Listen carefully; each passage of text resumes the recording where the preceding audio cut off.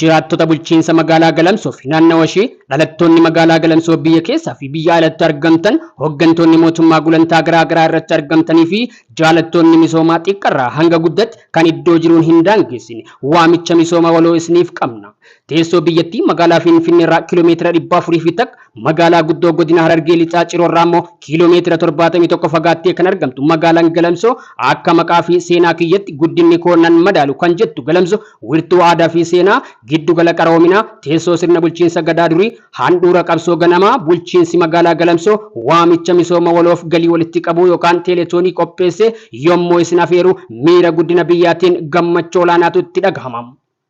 Galamsoo biyyaatu waa'ee kan keekaase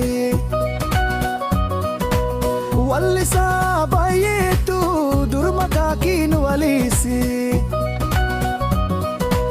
walaaleessaan hedduun taayisi bareesu.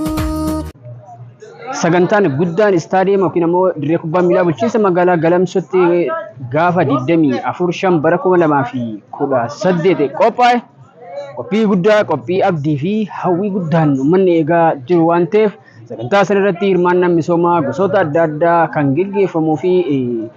misoomni magaalaa keenyaa tarkaanfii tokko duratti ni siqa jennee kan abdannu waan ta'eef sagantaan kun kaayyoo olaanaa qabatee kan dhufe gosaan, bifaan, amantii fi sabaan kan hin daangessine jaalattoota guddina biyyaaf qaban hundi kan waan qabaniin irratti hirmaatan yoo ta'u bakka hooggantoonni mootummaa sadarkaan jiran keessummoonni gurguddoon weellistoonni ogeeyyiin aartii agarsiisa aadaa fi sarkasii kutaalee hawaasaa xiqqaa hanga guddaa hirmaatanitti amajjii 24 bara 2018 istaadiyeemii yookiin dirree kubbaa miilaa guddicha magaalaa Galamsootti sirni misoomaaf galii walitti qabuu yookiin teeletoonii waan gaggeeffamuuf guyyaa seena qabeessa kanarratti argamuudhaan bu'uura cimaa itti kaa'uun seenaa haaraatti galmeessinu ta'uu hubattanii akka nuuf argamtaniif jechuun koreen saganticha qopheessan waamicha obbolummaa fi waamicha misoomaa isiniif taasisanii jiru. Bulchiinsa magaalaa Galamsoo waliin taanee haa misoomsinu.